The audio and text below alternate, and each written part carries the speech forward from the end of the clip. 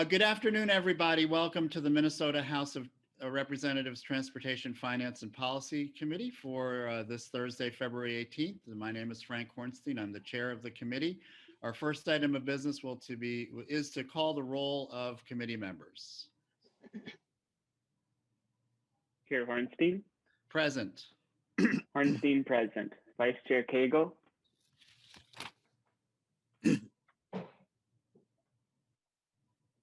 Vice Chair Cagle.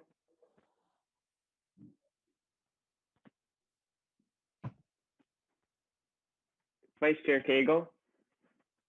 Present. Cagle present. Representative Petersburg. Present. Petersburg present. Representative Barr. Here. Barr present. Representative Bernardi. Present. Bernardi present. Representative Elkins. Present. Elkins present. Representative Frederick.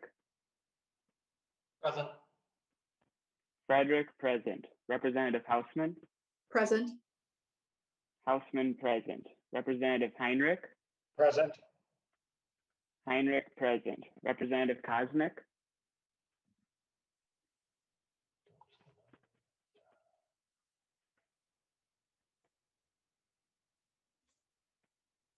Representative Kosnick.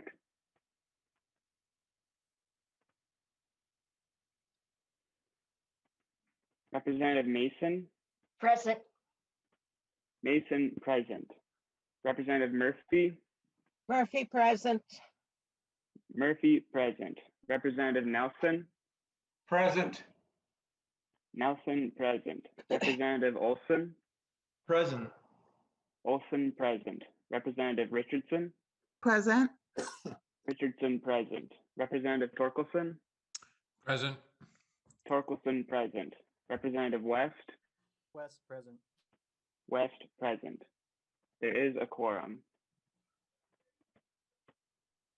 Thank you, members. Our next item of business is the approval of the minutes from February 16th. Representative Petersburg, do you have a motion? Yes, Mr. Chair, I would like to move the minutes of the February 16th meeting of this committee's hearing. We have a motion before us. Is there discussion?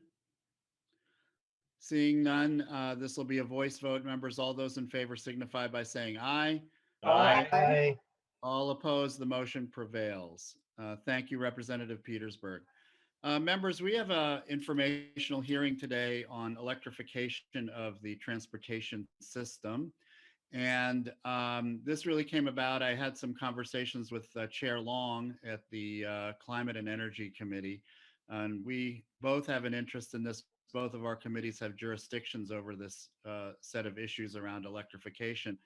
The Climate and Energy Committee actually has a bit more. They are hearing several bills. They heard several bills on an informational basis today, funded primarily through the Renewable Development Account. But this is clearly interfaces with our committee and our work, particularly as we address the issue of transportation and climate and reducing greenhouse gases in the transportation sector. There's several strategies for doing this that we're talking about. One is through land use changes, the other through increased utilization of bike, walk, and transit options. And then the third, of course, would be, in my view, electrification of the transportation sector. And that's really what we're going to be talking about today primarily. It's cars, it's buses, it's trains. We're going to hear from Burlington Northern, in fact, about some work they're doing on electric locomotives. So we will possibly be doing some legislation, particularly in the electric infrastructure arena along highways. When we look at strategies to increase and improve utilization of electric vehicles, in addition to transit vehicles, clearly there's three baskets, if you will. I'm sort of outlining this. Representative Olson, I know you're a junior high school teacher. You probably want to make sure your students outline things before they write. So in terms of an outline, there's really three different baskets of incentive, of strategies we can use to increase electrification. And we'll be hearing about those in various forms today. When it comes to purchasing vehicles, it is certainly infrastructure, also incentives, also consumer choice. Those are three areas in which I think we look at. So, members, I wanted to start off today's hearing with just a little introduction to, I think, some friendly competition between the United States and Norway in terms of electric vehicles. And that will help, I think, frame our initial discussion with our first couple of speakers. So if you could roll the tape, Mr. Howe, we'll get started.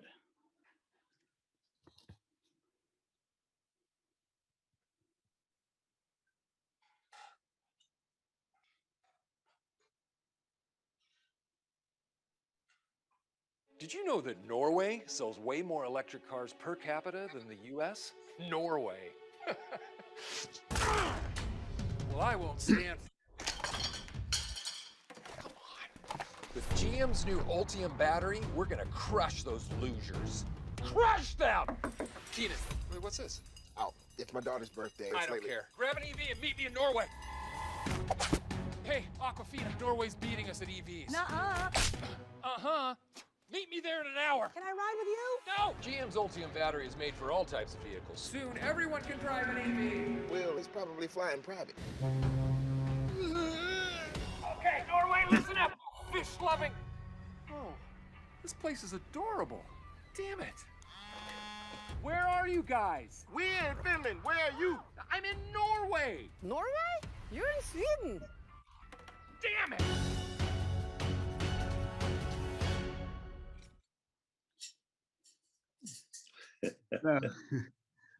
Members, our first speaker can enlighten us a little on this topic as well as others. His name is Shell Berge, and I hope I'm pronouncing your last name correctly. He is wears many hats, but I'll first start the introduction by saying he is a native of Norway. He grew up in Kristiansand. So those of you who are familiar with Norwegian geography, that's just south of Trondheim, between Trondheim and Bergen on the west coast, where those beautiful fjords are located.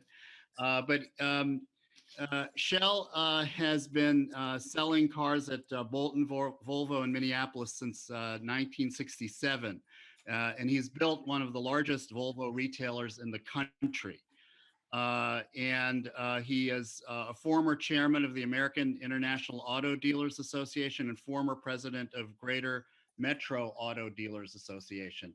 So he's going to start us off with a little bit of an introduction into the automobile dealership perspective on electric vehicles. Welcome to the committee. Please state your name for the record. And if you want to address anything in your comments related to that ad, we'd be happy to hear the Norwegian perspective. Thank you, Chairman Hornstein. My name is Shell Berg, B-E-R-G-H. That's the easy part. The first name is K-J-E-L-L, so that's a little more difficult. I love the ad, and I should state for the record, as a proud Norwegian, that Mr. Farrell's wife is from Sweden. So I don't know if there's an underlying motive there or not, but in any case, the ad is very well done, and it has provoked some humorous responses by the Prime Minister of Norway, by Audi of Norway, and by Ford of Norway, who takes a great deal of delight in pointing out that GM doesn't sell cars in Norway anymore, and for that matter, not in most of Europe. But in any case, Norway is the per capita leader in electrification by a long shot, and it's been a deliberate policy of the country for a long time. And in order to understand that and put it in its proper perspective, it's not so much that Norway put incentives in place, it's actually more importantly that they removed disincentives that have been in place for a long time. Without going too deep into post-World War II history, Norway was flat broke, and as a result, you couldn't just buy a car in Norway. you needed an import permit, which was generally not granted typically until close to 10 years after World War II ended. And when you were allowed finally to buy cars, it came with a very high additional import tax and other tax burdens, so that, for example, a Volvo that I sell in Minneapolis, and that's built in Sweden, 1 hour south of the Norwegian border, is about 45% more expensive than Norway than it is in Minnesota. And that's because of those kinds of tax burdens. So when they were removed, it was pretty much a no-brainer when Tesla came on the scene with a gorgeous car, very fast, very fun to drive, and very high technology. And you could buy a Tesla Model S top of the line for about the same price as a Volkswagen Passat with an internal combustion engine. And it would almost be a no-brainer that you would go for the Tesla, as Norway did in very, very large numbers. So that was the start of the revolution in Norway. And since then, a lot of manufacturers, Volvo, Audi, Nissan in particular, have added, and Volkswagen, I should say, which is also the parent company of Audi, they've added a lot of models. And the top model at the moment is no longer Tesla, but the Audi e-tron. And Volvo's sister company, Polestar, outsold Tesla, for example, in Norway in December. So the market is changing very rapidly. The population has, without a doubt, adopted electric cars, and more full electric as the battery range has increased, as opposed to the plug-in hybrids that have a much more limited battery range. So that's sort of an opening picture, if that's helpful. Sure, Mr. Berg, you can continue on as well if you have Okay. some additional comments. Yeah, I should say that in addition to removing the disincentives, which made the electric vehicle so attractive, there were additional incentives that were introduced, including the free use of HOV lanes, free parking, and free ferries, which are part of the highway system in Norway. Other cars have to pay tickets, fairly expensive tickets, to bring their cars and passengers on ferries, but not if you have an electric car. And of course, one very major systemic incentive that's in the system is that 1 gallon of gasoline in Norway is pretty much exactly 4 times as expensive as in the United States, even though Norway is a major oil and natural gas producer. So when you don't have to pay those high gasoline prices, the conversion to electric vehicles is much more easily accomplished. And the government set out to provide an infrastructure charging backbone for the whole country very early on. So it is not difficult to drive from Oslo in the south to Kirkenes in the north, for example, and be able to charge up your vehicle as you go along. And the typical battles that are fought over these things in Norway are probably the same things that you have to look at here, and that is that there are some environmental considerations, obviously, to consider. For example, to build the amount of batteries that are required for all these electrical vehicles that are coming on stream, it puts a great deal of pressure on mining for rare earth minerals and also more commonplace minerals like nickel, which is relevant in Minnesota. These batteries require a lot of nickel. And so if you want electric cars, you're going to have to consider the need to do some rare earth mineral mining and nickel mining. And you can't be done with current battery technology without that. And finally, I'd like to say that as a lifelong automobile dealer representing many brands, both here and in Florida, but primarily Volvo, and I drive a Volvo. At the moment, I drive a Polestar hybrid myself, and I've driven Volvo hybrids before. And I was a Fisker dealer, so I also drove a Fisker Karma for a year. So I am all in on electrification, and I just signed the contract to put a $200,000 charging backbone in at my dealership, in addition to what already exists. So I am a full believer in electric vehicles. But one of the things that is going to take some time to overcome is the harmony between the existing legislative framework and the electric cars. And just for the record, I personally think that the emissions and fuel regimen should be the same for all 50 states, so you have an equal playing field, because otherwise you get trade-offs between the states that makes it very, very hard to handle. I fully understand the need for California to have a separate set of exceptions because they have a very high car density and high population density.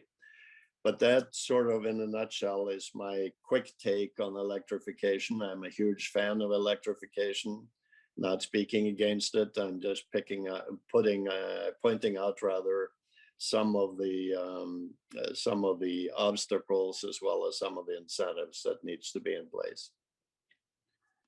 Thank you so much, Mr. Berg, for your testimony and your insights. I know that you have to leave. Is that still the case?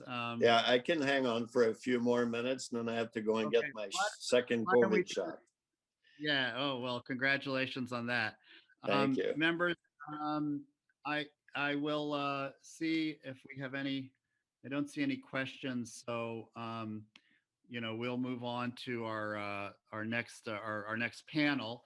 And perhaps if you're still around, and then after they're done, then there's a question for you. That's great. But if you have to run, please. We don't want you to miss your appointment here. Yeah. So, members, our next testifier is Brendan Jordan. He is with the Drive Electric Minnesota Coalition, and he'll give us again, in addition to Mr. Berg, a nice overview of what we're dealing with. And Mr. Berg, again, I think that you highlighted those three issues I mentioned before: choice, incentives, and infrastructure, as being absolutely critical for the success of this transition. And we really are in a transition, members, from the internal combustion engine to electric vehicles. It's just a question of when and how we do it. It's pretty, it's happening. And, those are the things that are going to be important as we move forward. Mr. Jordan, welcome to the committee. Thank you so much. Please state your name for the record. Thank you, Mr. Chair. My name is Brendan Jordan with the Great Plains Institute, and I represent and facilitate Drive Electric Minnesota. Drive Electric Minnesota is a statewide partnership seeking to really create this collaborative partnership-based approach to accelerating the adoption of electric vehicles in the state of Minnesota. Our partnership, again, is very broad, multi-stakeholder, and there's roles in this for a lot of different types of organizations. Our partnership includes every type of utility all over the state, from the large investor-owned utilities to rural electric cooperatives and small municipal utilities. We work closely with local governments all over the state, charging station providers, nonprofit organizations, state government agencies, and the automotive side, which includes automakers, and that's your light duty vehicle makers, as well as trucks and buses, as well as auto dealers. I want to just offer a few high-level remarks. You've got a lot of great perspectives, Mr. Chair, in your hearing today, but one of the things I'd like to emphasize is EVs as a statewide opportunity. This is some data from Minnesota Department of Transportation. They have an EV dashboard. And although there are a lot of EVs in the metro area, there are very few counties in Minnesota where there are not at least a handful of EVs. And that's going to continue to grow over time. This is really it's not strictly a metro thing. It's really statewide. And, really like to think broadly of electrification as an opportunity for the state. Of course, people emphasize the environmental benefits, which they do indeed offer, but it's an opportunity for fleets, both public and private, to save money on fuel and maintenance, as well as individual EV owners. It's also an opportunity for new mobility services, whether that's a higher quality, low emission transit bus route that results in lower emissions from transportation along that route and higher quality transit services. It can include, EV car sharing, like what's being offered by Our Car. It could include even things like e-bikes. Um, this is a manufacturing jobs opportunity. I actually missed a couple cities based on the presentation in energy and climate this morning. There are actual manufacturing jobs in numerous cities in Minnesota, making things like transit buses, e-bikes, smaller utility vehicles and utility trucks. And it's also a growing opportunity for electricians as we're installing more and more charging infrastructure. I think this is a growing opportunity and one that Minnesota should seize if we're proactive and really support demand in our state. There's a lot more that can come out of this in terms of innovation, jobs, and economic impact beyond just the benefits for consumers and for our environment. Drive Electric Minnesota works together to advance comprehensive policy slate to support electrification. We support temporary use of incentives, not forever, not subsidies forever, but temporary incentives to catalyze the market in the early years. We support utility investment in electric vehicle programs that better serve utility customers and help them to save money. We support fair electric vehicle taxation to make sure that EVs pay their fair share for road upkeep. We support a clean fuels policy as one element of a broad strategy. Chair Hornstein, your emphasis on infrastructure, I think, is a good one, and there are a lot of roles for this committee in thinking about charging infrastructure for all types, whether that's rail, truck, light duty vehicles, and kind of all of the above. So want to offer a brief remark here before I wrap up on the taxation issue. There are a number of bills being offered this year to address taxation of EVs and making sure that EVs pay their fair share for upkeep of roads.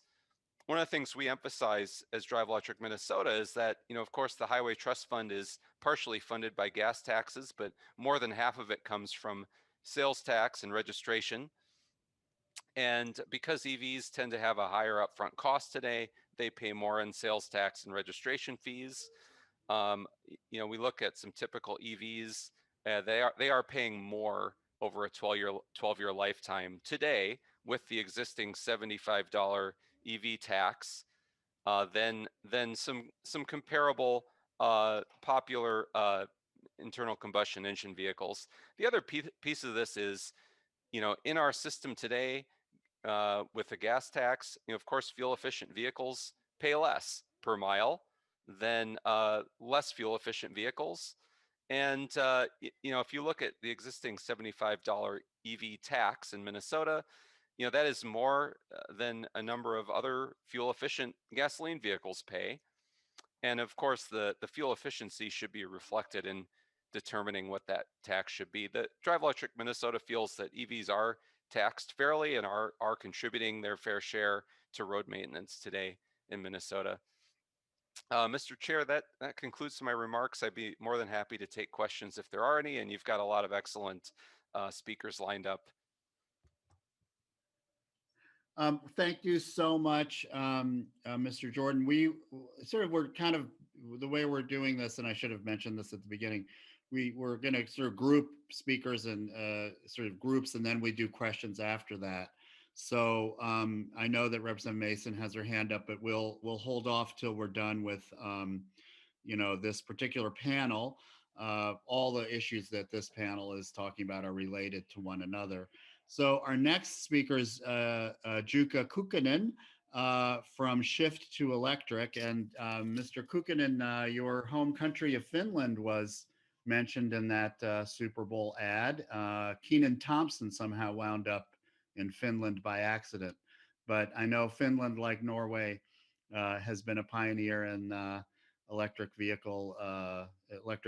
But your work is here in the United States, so we're looking forward to hearing from you. Mr. Kukkonen, welcome to the committee. Please state your name for the record. Thank you, Mr. Chair and members of the committee. My name is Jukka Kukkonen, and I'm a Chief EV Educator and Strategist for Shift to Electric. I will mention Finland here a little bit just to say, I wish we would be Norway. Finland is not Norway, unfortunately, in that way that the adoption has been much higher. Finland is usually a follower. It's definitely something more of a, I would say, North Dakota and Minnesota would be Norway in this sense. Anyways, but still things moving forward. So my job for the last 10 years has been to follow automotive and EV industries daily, and I also teach EV market and technologies at the University of St. Thomas. And I have 5 slides here, but they have so much information that I don't have time to even read through everything in 5 minutes. So I will highlight the main points, and I'm happy to answer any questions you might have during the Q&A. So I'm an automotive engineer, and I have trained hundreds of mechanics in past life, so I know technology very well.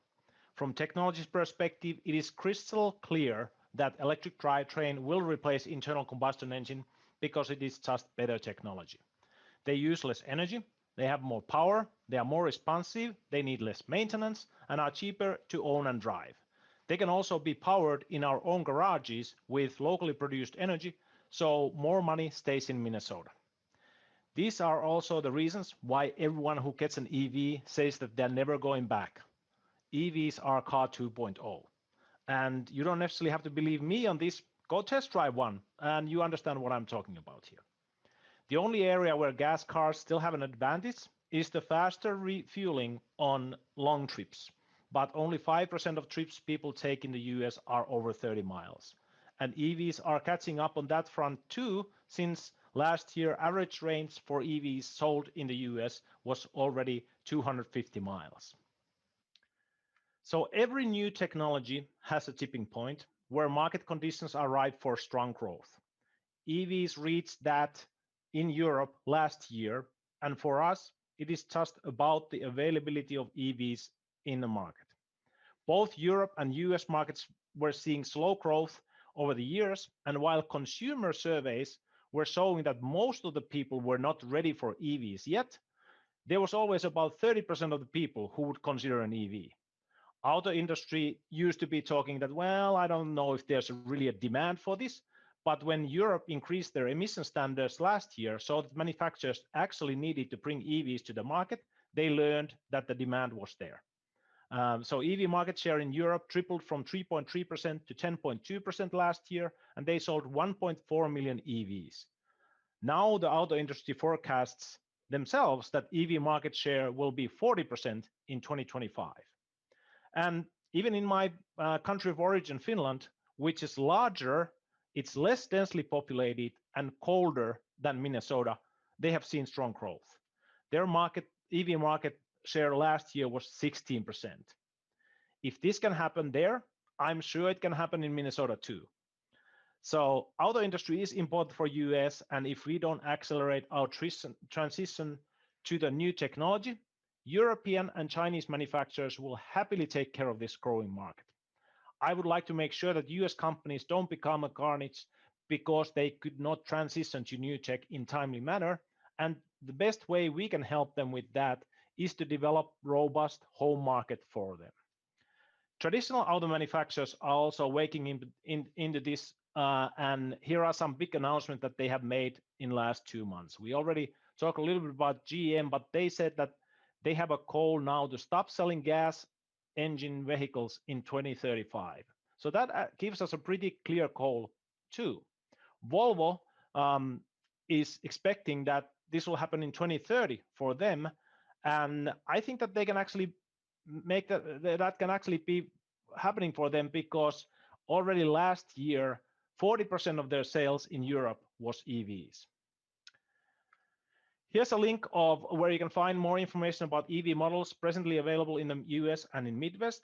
Just be aware that not all of these models are actually available at Minnesota dealers, since auto manufacturers have not provided enough units to the market.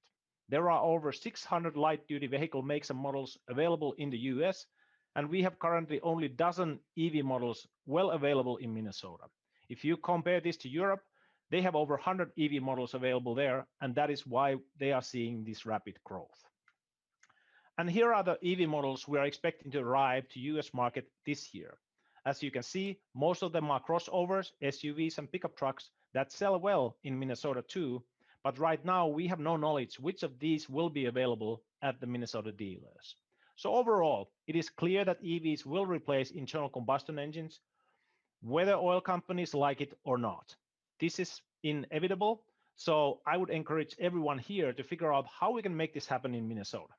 And those of you who are worried about the pace of this change, that it'll hurt local industries, I can assure you that no matter how hard we work to accelerate this, it will be gradual evolution and not a revolution. We have over 5 million internal combustion engine vehicles in Minnesota right now, and even if we would somehow get enough models to the market, so EVs could have 10% market share next year, and that market share would increase 10% every year from there on, it would still take 30 years for us to replace the whole fleet. So industries have plenty of time to adjust. Thank you. Thank you so much, Mr. Kukkonen. And we'll have one more presenter for our first group, which is sort of an introduction to electric vehicles and vehicle technology. We have Mr. Dean Taylor from Plug-in America, and he has a very interesting state policy report card to share with us, so we can see where Minnesota stacks up in our ability to promote this electrification. So, Mr. Taylor, welcome to the Transportation Committee. Please state your name for the record. Yes, my name is Dean Taylor. I'm representing Plug-in America. I have a 30-year experience with EV policy and EV strategy, and I thank you very much for the opportunity to present this report that we released last month on the top states supporting the EV driver.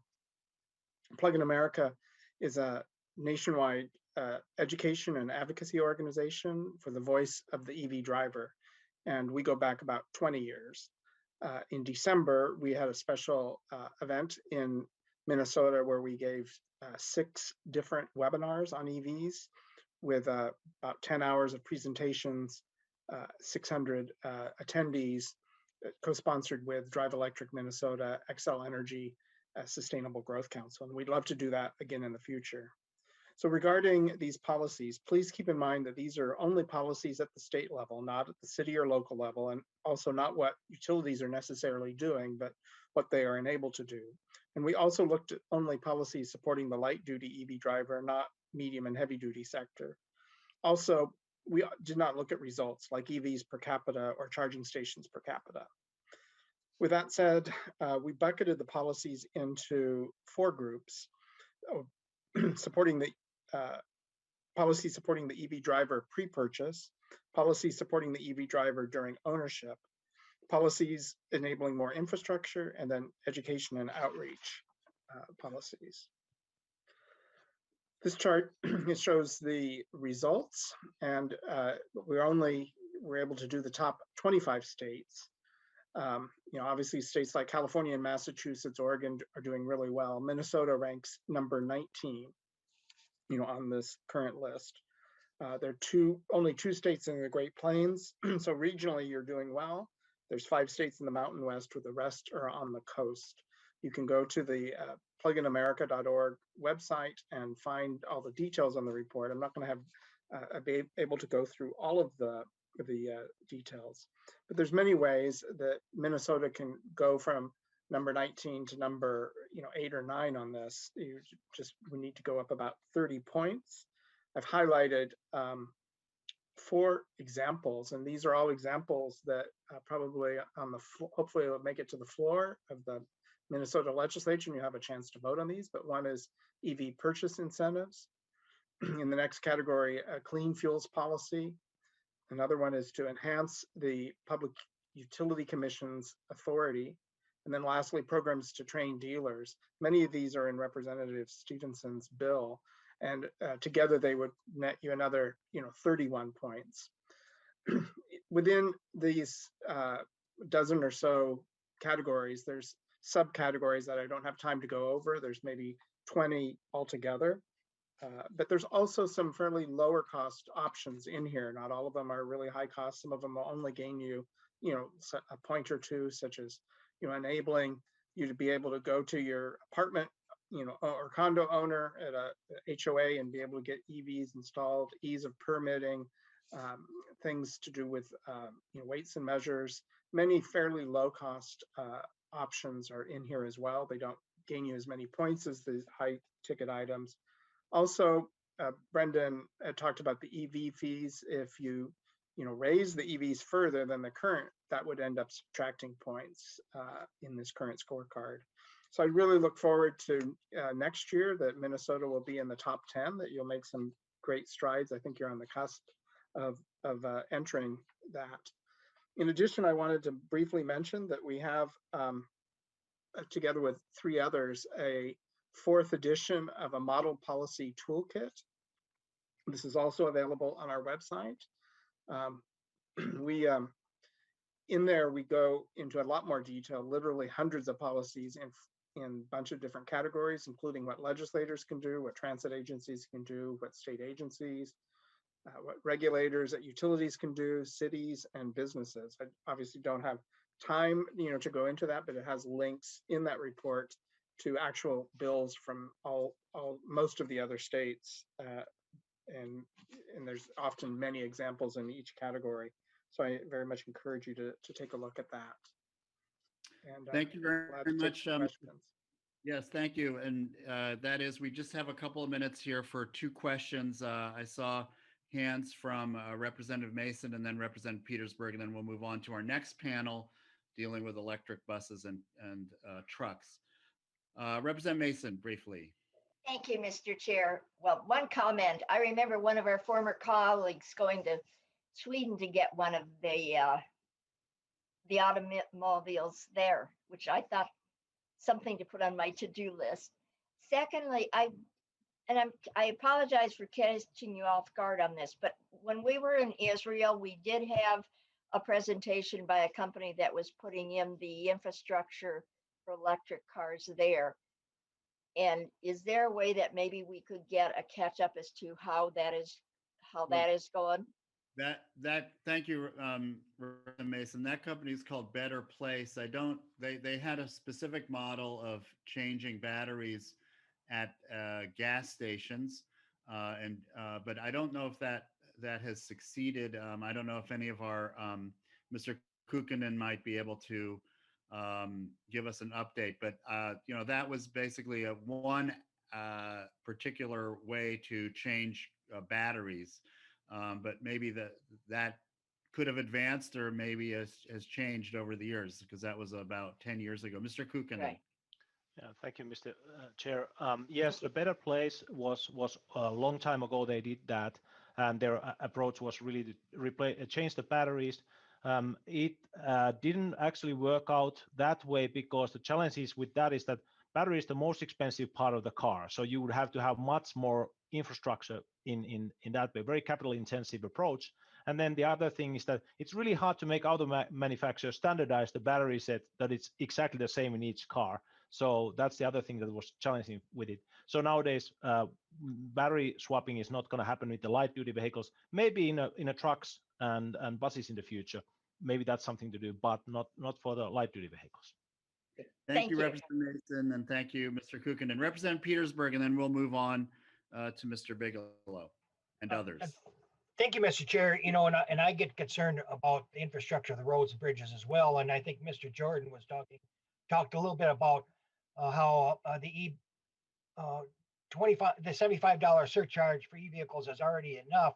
But I want to point out a couple of things. First of all, there are other cars, trucks, pickups that are the same value as the electric vehicles, and yet are still paying the sales tax on that plus the gasoline. But the piece really to think about is we're just getting the surcharge to cover the Minnesota state gas tax. The federal gas tax we still haven't dealt with. We get a lot of that money back, and especially when that money goes to, a lot of it is going to help with Met Council and others for transit. As that dries up and we get more electric vehicles, we're going to have to figure out a funding source there as well. So it's not as easy as just saying, um, well, they're paying their fair share because they have a higher value.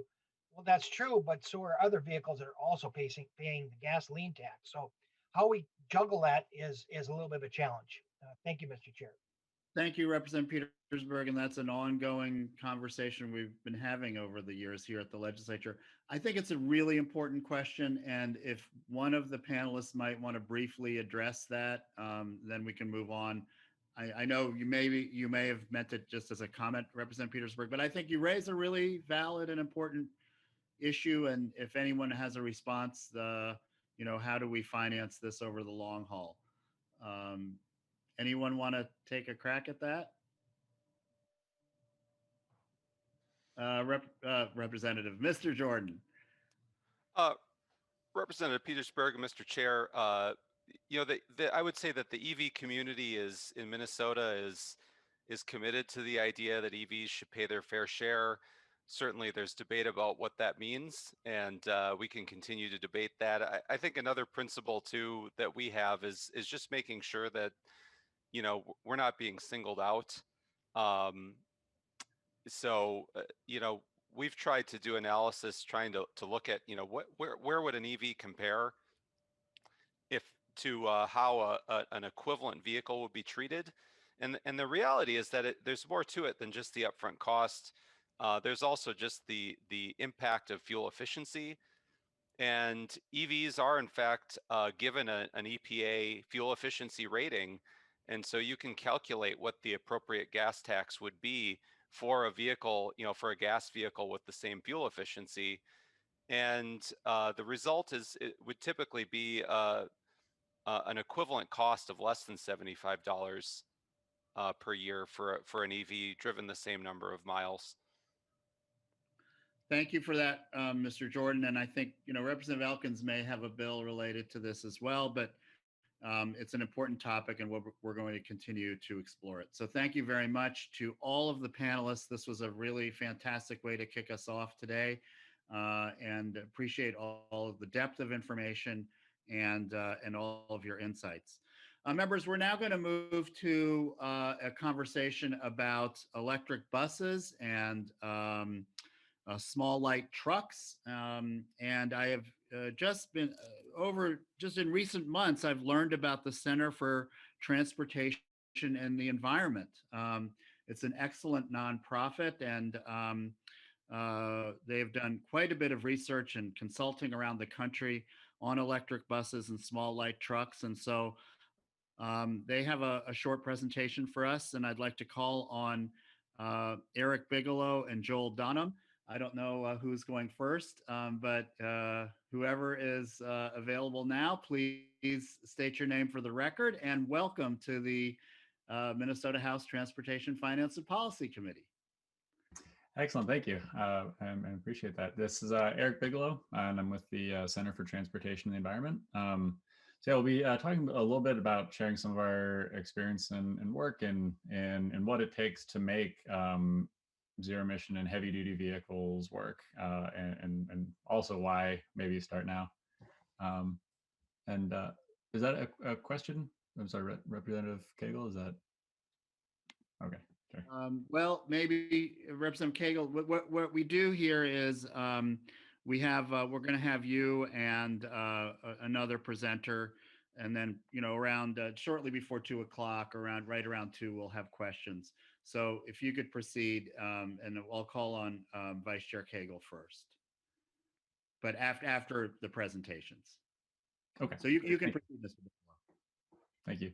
Yeah, so I guess over up on front is a picture of buses in Madison, Wisconsin. So we're getting into service today. So that's a project we're working on supporting Metro Transit in Madison. So Joel, next slide. I want to share a little bit about us. We are a nonprofit engineering planning firm, been around since 1993 in the very early days of electric vehicles. And our goal is to help make those vehicles successful, basically, and remove barriers. And we do this primarily through technical support and analysis and helping make these projects work. So we've been doing that in a really hands-on way since '93. We've got a list of a number of partners and operators that we've worked with in helping get these zero emission vehicles out on the road. And that's really where we want to help support the industry and accelerate the rollout of vehicles getting out there is really by making them successful, because as they're successful, the kind of industry confidence and the end users will say that works and let's do it. So it's not just a financial case or funding. It's also really convincing people that this is the right place for their attention as well. So thanks. Next slide, Joel. So and just a quick, we do have, I'm based here locally in St. Paul, but we have 4 offices and do projects all across the country. So just looking at the zero emission bus world, so sampling of our projects across the country. Next slide. And then, through that, we try and support and work throughout really the entire life cycle of, very early products that are not really commercially ready, up through supporting deployments and getting big picture fleet transitions. What does it take to make all of it work? So, Joel. So I guess what it takes, I want to share a little bit on and I think this is around electric buses. I think this is actually pretty generalizable to a lot of heavy duty fleets. And so I'll run through this quickly. There's a lot here. Each one of these could be, a good hour. So I'll move through this really quickly, but developing the team that's interested is critical. Ultimately, like a lot of things, this is about people, and people are going to need to carry this out and implement these. So finding that dedicated group of folks that's excited. And then as far as the planning side, really understanding at this point, looking at today's vehicles, the good news is there are options out there. That's one of the really exciting things. The vehicles are there, they work. The question for today is that they don't have the incumbent range primarily. They don't have as much energy on board as a fossil fuel equivalent. So they can work, they can do a lot of the work, but it's not the same. So we try to be very upfront with that in our work with clients to make sure that really expectations are clear, and that that these vehicles are set up for success. There's a lot of work that zero emission medium and heavy vehicles can do today. Just have to be put in the right case. So especially in the transit world, specifications are it's a very different procurement world than a lot of other heavy duty vehicles, but making sure those specifications driven by the needs are correct. And then ultimately the rest that's purchasing, and then getting, making sure that all of these new steps, a lot of new procedures and equipment and, learning and training. So there's a whole number of new things. The good news is as these get rolled out, this will be, this will become easy and normal. But right now there's still a lot of new things. And then ultimately at the end, it's we find it just tremendously important to get that information and performance, especially in thinking about Minnesota as a colder weather place, and colder weather and some a lot of the activity right now in terms of volume is in California. And how do we really determine what's real here and what's real locally? And again, that also helps build up the level of confidence here for folks to say, yeah, this fits my needs, and we should go for it. So Joel, next slide. So a couple of, and there's a whole lot of words here, but wanted to leave these slides. So reasons that this is exciting for today, things that are positive and tailwinds. There are more and more options, and this is on the charging side. This is on interesting business models. as well as vehicles. So and fleet management tools. There's a tremendous growth in this right now, which is really exciting. They really are cleaner and quieter. So as we talk about local emissions, those zero emission heavy duty vehicles really remove a lot of local pollution. And then I said potentially lower operating costs, because we're very much I want to be convinced and make sure that those numbers are real in the end. And some of the challenges, I think charging as a thing is new for certainly the heavy duty world, coming from, instead of a 5-minute diesel fueling, you have a window of time when that vehicle is out. And then trying to work around some of those other challenges like range and higher capital costs. So to that end, how do we get there? There are a lot of folks that have the support to be able to find those ways that when to make sure that these vehicles are put in a place that's successful. All of these capabilities and capacities are going to continue to get better. They will continue to get cheaper.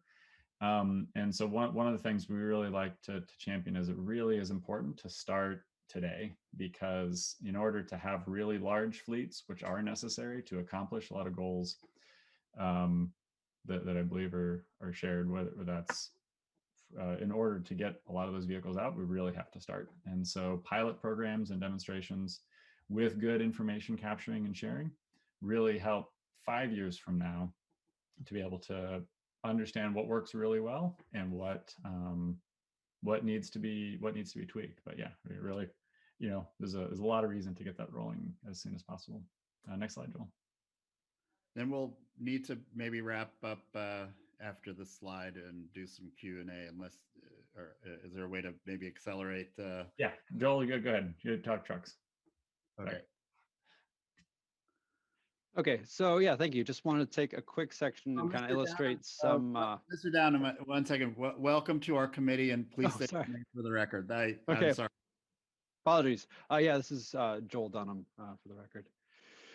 Yeah, just wanted to jump in really quick and kind of go illustrate a couple of other applications. We talk a lot about 40-foot kind of transit buses, and we talk a lot about passenger vehicles. And wanted to get into some other things that we're doing in this space. And so one kind of up and coming area that's really gaining a lot of traction is local delivery and frankly refuse, garbage trucks for lack of a better word.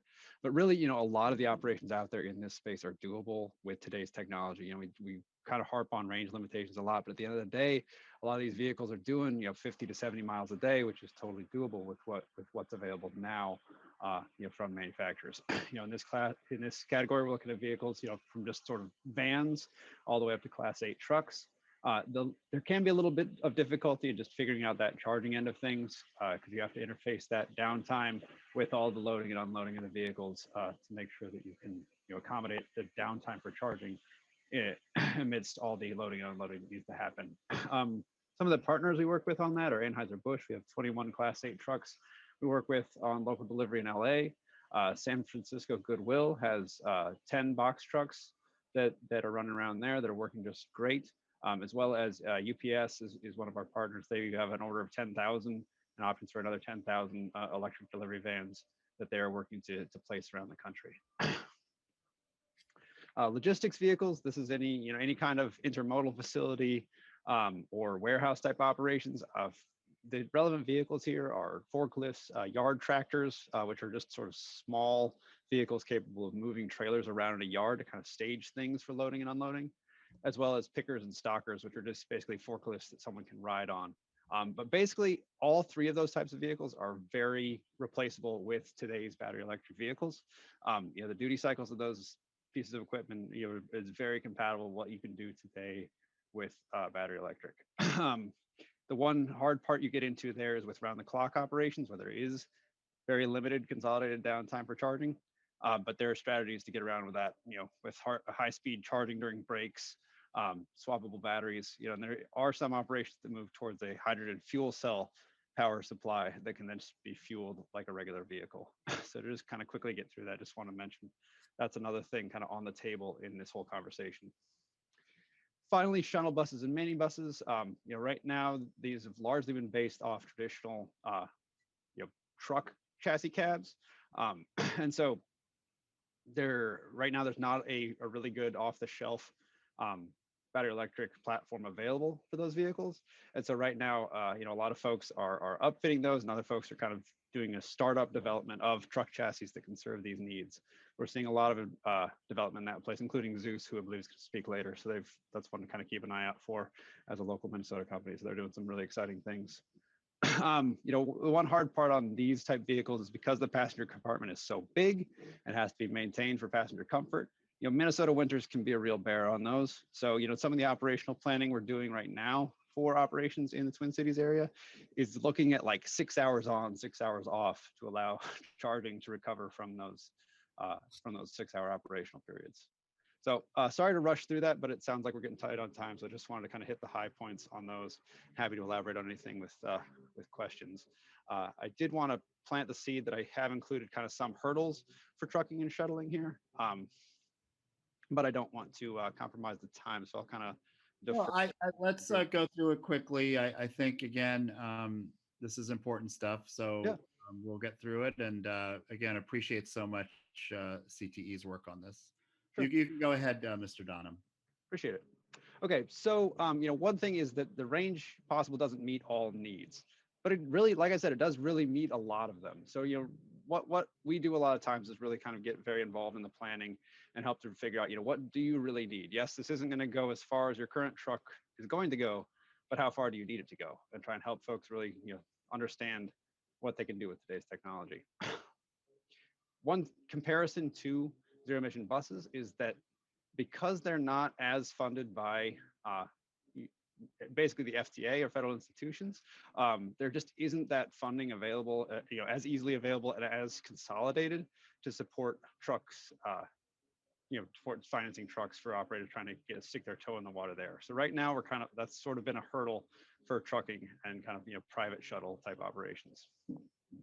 On the charging end, the problem is that when we talk about light duty vehicles, we talk about, pennies on the dollar energy costs. But when you get into the scale of charging needed for these trucks, it really can be very sensitive to how you charge. And ultimately, we see situations where people are paying double or triple for an electric vehicle as they would pay for a conventional vehicle. But it's because of the way that energy is priced, and it makes it very difficult to really control what your costs are going to be unless you're very careful in how you charge. And so that's why I say there's a significant learning curve to managing those charging costs, because you can do it. It's just not trivial. And so a lot of it is operational changes, you're changing your mindset, and then incorporating tools you need to ensure that you're managing the way you use energy to ensure that you're not incurring those huge costs. Another hurdle we see is that the warranty support network is still kind of developing, in sort of the regions where there's a lot of activity in this space or where these companies are based, there's good support infrastructure. But as you kind of, move out, away from those areas, away from that density, it becomes more difficult for manufacturers to provide support for these vehicles in the field. And that can really kind of, affect an operator's experience in dealing with these vehicles if they just takes them days and days and days and weeks to get someone there to help fix warranty issues. That's kind of one hurdle we see for bringing these technologies to the Midwest, from the coast and from denser areas. Finally, just one other point. I mentioned the UPS project with their 10,000 trucks, and in speaking with them, where they're at, it's almost like a professional sports team. They're really trying to look where they're going to get the best incentives to deploy this stuff. And so, it kind of comes back to a presentation earlier on Minnesota's programs for supporting these kinds of activities. Really, it's almost a competitive race for courting this from these large entities. Not to say that the state has any interest in playing that game, but it does seem. Just wanted to let you know that does seem to be in play for some of these larger organizations. Well, thank you very much, Mr. Donham, and I appreciate this presentation. And just like the previous presentations we had on passenger vehicles, I thought you did an excellent job of not only talking about the opportunities, but the challenges, that we're still, even though we're making this transition, we're still at a pretty early point, at least in Minnesota. And particularly as we look at, the small truck sector and the bus sector. And we're going to talk about arterial bus rapid transit next Thursday, and the Met Council will get into a little bit what they're doing with electric buses at that time. But as was mentioned earlier, this is an area that we have made, I think, quite a bit of progress on. So thank you to the Center for Transportation and Environment. Stick around. We will have time for one question, I believe, at the end of this presentation. You set us up very well, Mr. Donham, for our next presentation, which is from Zeus. Zeus is a company that is moving, it has been in Lindstrom, but is now moving to White Bear Lake, and is one of several major Minnesota companies that are really on the cusp of this electric vehicle revolution. New Flyer, many members of this committee toured New Flyer last year. About a year ago, we went to New Flyer on a field trip up to St. Cloud. And we had a hearing after that in the city of St. Cloud. And but we also have Zeus that specializes in electric chassis, which was, again, very, very much part of Mr. Donham's presentation. So we have with us Wayne Kugel, the CEO of Zeus. Mr. Kugel, welcome to the Transportation Committee. Please state your name for the record. In about 6 or 7 minutes or so, we'll have questions for this particular panel, and then we'll move quickly on to our last panel. Welcome to the committee. Thank you very much, Mr. Chairman. My name is Wayne Kugel, and I'll share my screen. Let's see here.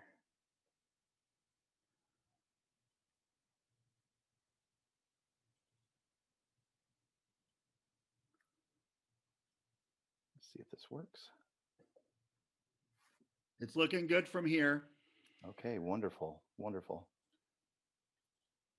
Okay, my name is Wayne Kugel. I'm CEO of Zeus Electric Chassis, and we are currently based in Lindstrom, Minnesota, and we'll be moving to White Bear, Minnesota on April 1st. We design and develop severe duty e-mobility work truck solutions.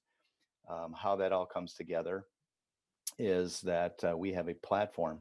And when you look at the overall marketplace, as Yuka had just described, there's many companies coming out with electric models over the upcoming years. And we're significantly different from that point of view. We're actually a configurable severe duty, and we call it EHD. It's electric, hydraulic, and digital communications solution that puts together all the pieces.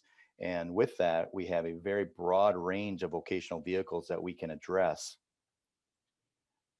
I won't go too much into the, I'm just wondering, Mr. Chairman, are you seeing which portion of the screen are you seeing? Annual market size, and it is, you have a map of the United States. Looks like Minnesota is one of the green states, and then you have some blue perfect. states.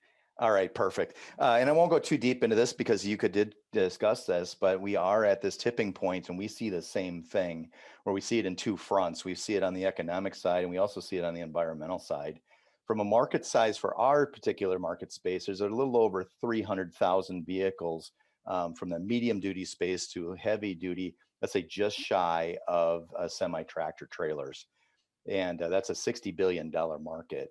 In the medium duty space, it's about a $25 billion market. And over the next 2 years, Zeus is going to focus on segments within that, which is a $15 billion market. We have very strong relationships throughout the entire industry. And as a matter of fact, we have local within the state, within the region, nationwide on the distribution side. And on the supply side, 80% of our bill of materials is from local from the area.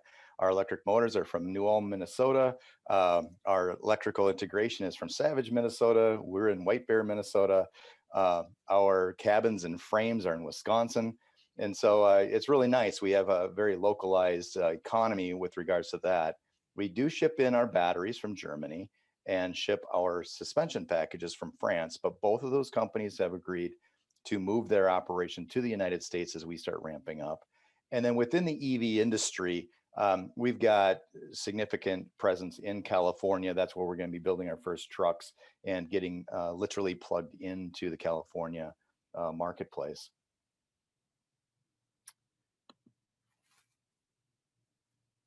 So, oops, sorry. Our first contract was with the Sacramento Municipality Utility District. It was a $1.1 million contract that was approved by their board of directors. It's 5 different trucks, as you can see in these pictures, but it's the same platform. And so we're going to be delivering those trucks into service this year. There's actually a 6th truck that we're working on, which is an aerial boom truck. And once we have these trucks in place and in service, we have 300 more vehicles for SMUD alone in their fleet. And as we're deploying these, you can see these are trucks that are in your neighborhood. You'll see these types of trucks in your neighborhood. Electric utilities, municipalities, gas companies, telephone companies, they all use these varieties of trucks. But yeah, we're pretty excited about this. And hopefully this video will work. This is from our open house in White Bear in January 27th.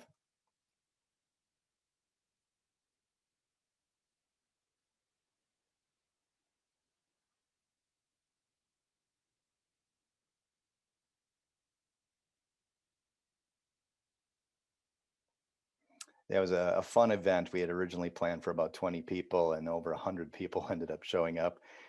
We ended up having all the social distancing in place and so on, but it was just a fabulous day to kind of unveil Zeus Electric Chassis. We'd been kind of running under the covers for quite some time, and now we've kind of peeked our head up. And so thank you very much, Mr. Chairman. And you can find us on LinkedIn, and we're open for questions.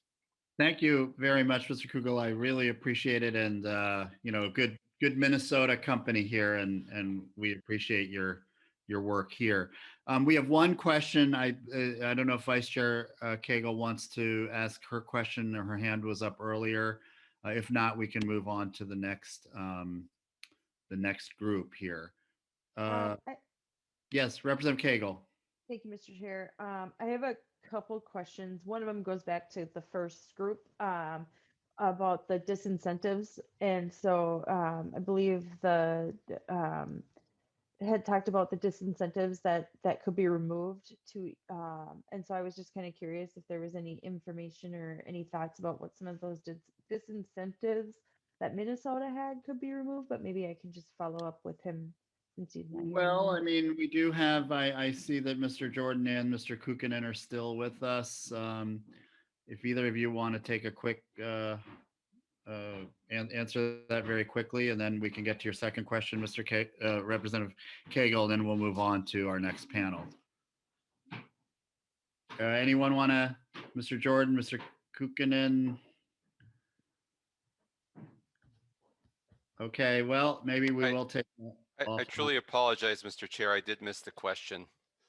Okay, Representative Cagle. Thank you, Mr. Chair. And just during the first presentation, they talked about disincentives that could be removed. That's what Norway did when they started electrifying their fleet. And so I was just kind of curious if there's any disincentives that you see right now in Minnesota that we could take a look at as policy changes. Mr. Chair and Representative, I would say that Scandinavia might be a bit of a unique situation with respect to the very high taxes that are placed on gasoline and on sales of vehicles. So there may not be a kind of a direct comparison in Minnesota where there's some very high tax that could be removed. Okay. I think we do have an opportunity though to avoid adding new disincentives. For example, we're seeing a lot of proposals to place very punitively high taxes on EVs that go far beyond any sense of fair treatment. So I think we would certainly want to avoid putting new disincentives in place. Dean, with Mr. Taylor, I would just add there's incremental costs, especially when you get into the heavy duty vehicles and as far as state and local sales tax. So these vehicles sometimes have tens of thousands of dollars more, so you end up paying more in those kind of taxes. And so that's a thing that some states do as a temporary relief of those during the early years till their upfront costs start coming down. Thank you. Representative Cagle, did you have one more question? Yeah, and this question is for Mr. Krugel.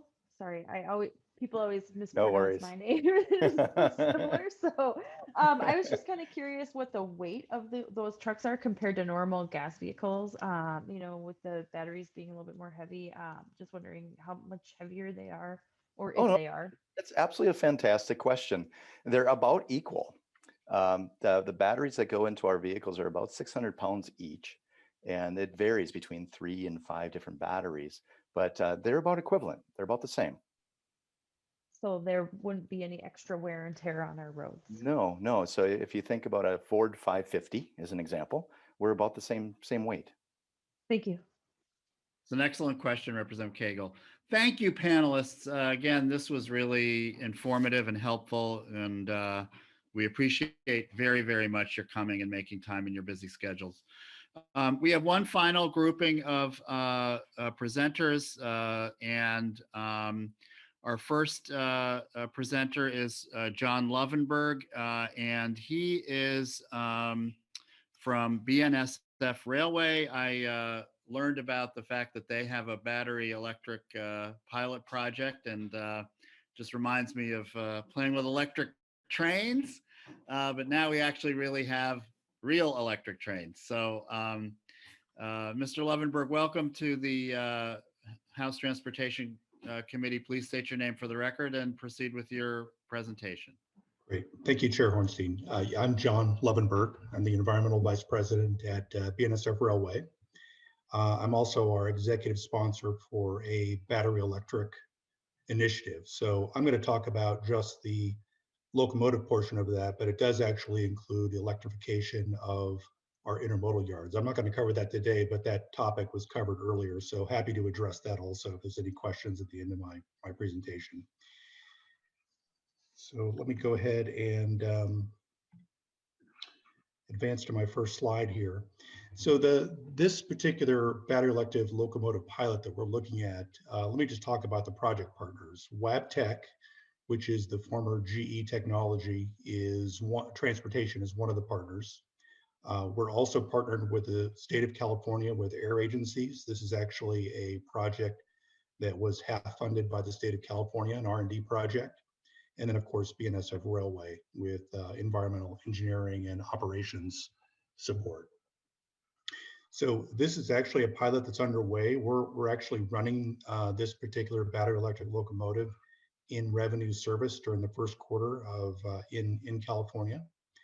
And let me kind of just start with a locomotive 101. So a normal locomotive looks very similar, basically identical to this, but it's a diesel electric locomotive, which is you have a diesel engine that makes electric power that runs electric traction motors. So that's a standard locomotive, a diesel engine running electric traction motors. In a battery electric locomotive, just very simply, you remove the diesel engine, you put a bunch of batteries in the cab, and you use that to make electricity for your electric traction motors.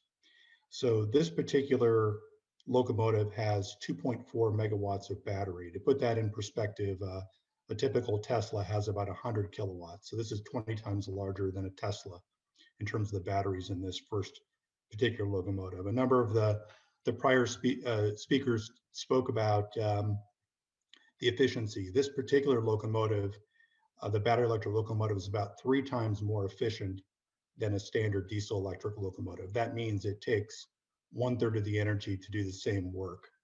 So less energy means lower operating cost, a nice economic benefit. And then of course, the other benefit is there are no local emissions with this locomotive. So for the next slide, let me just briefly talk about the way this works. So I don't know if anybody has, some folks talked about plug-in vehicles. If you've got a plug-in Prius, you plug it in your garage. It's got an internal combustion engine, an electric motor, and a battery. And that's basically, if you think about the way that system works, that's the same kind of system we have here. And the way it's set up is a typical train has 3 or 4 locomotives at the front of it, or kind of near the back of it. And the configuration we have is we have a battery electric locomotive in the middle and 2 standard diesel electric motors. And all 3 of these locomotives work together like a hybrid. So it's got a smart energy management system. And just like a Prius, when it slows down, that regenerative braking generates energy that goes back into the battery. And the way the software works is it has smart decision making in terms of the terrain. The map on the right, the locomotive is running from the Central Valley in California, going up the Tehachapi Mountains up into the high desert and back down. So we have two basically operating modes. One is a mainline operations mode where we try and maximize the fuel efficiency to make the economics and to reduce the carbon. Or when we're operating in a rail yard, we're solely working with the battery electric locomotive, and the diesel electric is just idling. So that's a good way for us to reduce our emissions impact in rail yards. Here's a couple of pictures. You can see a picture of the locomotive consist. So you've got on the far right side, you've got a normal battery electric locomotive. You have the gray and red battery electric locomotive in the middle, and another sandwich between another standard locomotive. And then on the right side, you can see the way we charge. This is a 400 kilowatt charger. So roughly takes about 6 hours to fully charge a battery if it's dead in service.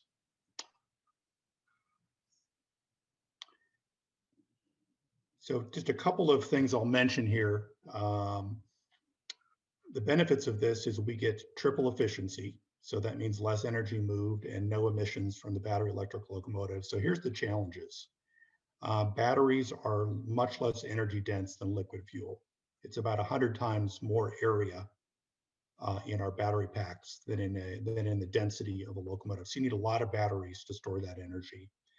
Obviously, the charging rates are slower. We fuel 3,000 gallons in a locomotive in 10-15 minutes versus the hours of charging. And right now the costs are, although the costs are high for batteries, they're actually rapidly coming down, and we think they're going to be getting into the competitive range in the coming decades here. So the bottom line is the battery advancements are really closing the gap, and we think making battery electric locomotives something that are going to be competitive. First on regional routes, these are very route dependent, and later on we think there's a potential for, with some advancements, full replacement in places. So on this first pilot that we're running now, we're getting about a 10% efficiency gain across this consist. And what we're planning for the future is our next round of tests, we're going to have a battery that's about 2 to 3 times larger. We're going to go to overhead pantograph charging. And we're currently working with our partners to fund, build, and move into a multi-year test. We think that next generation, that third generation, is when we're going to get into some early commercialization. So kind of 2025, 2030 timeframe. Thank you so much. Yep. There we go. Okay, good. Yep. Thank you. And we will have discussion after our next two speakers. If you can hang in there, Mr. Levenberg, I appreciate it. Okay, well, our next speaker is Nathan Wilcox, and he is with the Hybrid Noir. And members, we really, as we learned a few weeks ago, it's very important to look at every issue from an equity lens. And I know that people have talked about, electrification and how this can be, this emerging technology and revolution can be made more equitable. I know Representative Hausman has correctly raised this issue in the past, and it is an important part of our conversation, and that will be the topic for Mr. Wilcox, and we welcome him to the committee. Please state your name for the record. Thank you, Mr. Chair. Nathan Wilcox, I'm the Deputy Director with EV Hybrid Noir. I don't have any slides, but I promise to still say a lot of compelling and hopefully useful things for the committee. EV Hybrid Noir represents the nation's largest network of diverse electric vehicle drivers and enthusiasts, including drivers in Minnesota.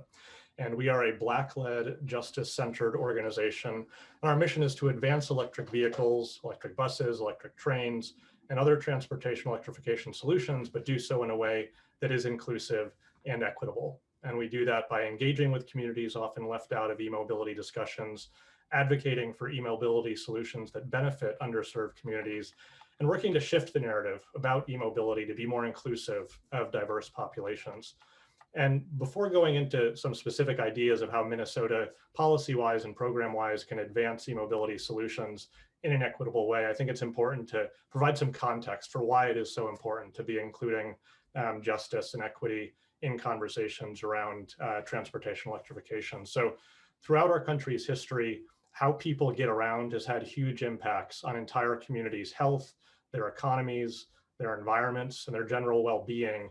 And there have been massive disparities between which communities benefited from and which communities were harmed by our transportation systems. I think one classic example is how the interstate highways, many of them were constructed by tearing up Black communities, destroying those communities' Black-owned businesses, lowering property values, and burdening those communities with air pollution that is reflected in higher asthma rates in those communities to this day. More recently, we've seen many of the transportation logistics hubs for delivery companies like Amazon be placed in underserved and communities of color, burdening those communities with increased air pollution, noise, truck traffic. And at an individual level, car ownership is a prerequisite for having a job in many American communities, as well as access to quality food, quality healthcare, and more. So transportation electrification, with its lack of tailpipe emissions, lower fuel and maintenance costs, and lower noise levels, can absolutely help address many of these impacts and disparities, but only if equity is really incorporated into e-mobility programs from the beginning. And conversely, if done wrong, EVs and other e-mobility solutions could easily become the next illustration of inequity in this country, where certain communities are able to access e-mobility solutions and their benefits, and other communities are consistently prevented from doing so. So keeping all that in mind, there are many steps that Minnesota can take to advance e-mobility in a way that lifts up diverse communities and addresses larger inequality issues that Minnesota and much of the country have been working to correct. So most importantly, EV Hybrid Noir urges policymakers to first center equity and diversity in any sort of transportation electrification program, rather than it being an afterthought or plugged halfway through. Think about that from the beginning. Two is engage with communities about transportation electrification, especially diverse communities, both to ensure that they are aware of e-mobility and its benefits, and also to understand their needs and their interests regarding e-mobility and transportation broadly. And then three, incorporate those insights about what communities want and need from transportation electrification into whatever policies and programs you're deploying that target those communities. The second bucket of actions revolves around making EVs themselves and other e-mobility solutions more accessible to all communities. So one broad step here would be moving ahead with the Clean Cars Minnesota program and its zero emissions vehicle component, which would help ensure automakers deliver more EVs to Minnesota so consumers throughout the state have more models to choose from. Related state incentives and programs to boost EVs should absolutely include pre-owned EVs, which in some parts of the country can sell for as little as $5,000, making EVs accessible to communities and households who might not otherwise have considered EVs. Tax incentive for EVs are great, but point of sale rebates are even better for folks who are on limited incomes or have limited tax liability. We'd also advise placing income limits and/or limits on the sale price of vehicles, which could qualify for those rebates, to ensure the rebates are actually going to folks who need them and can use them. And then finally, the state can help ensure that e-mobility options beyond personal EVs are available to more citizens through accelerating school bus electrification, mass transit electrification, and so on. The third bucket of actions revolves around the charging infrastructure necessary to support EVs.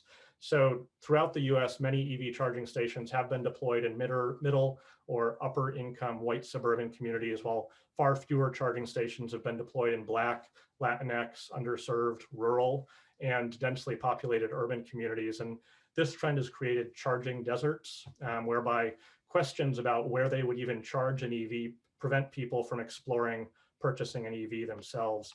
So to help address this, definitely making sure that we're funding equitable distribution of charging infrastructure in those diverse communities, and work with groups like ours to engage with these communities before, during, and after that infrastructure is deployed.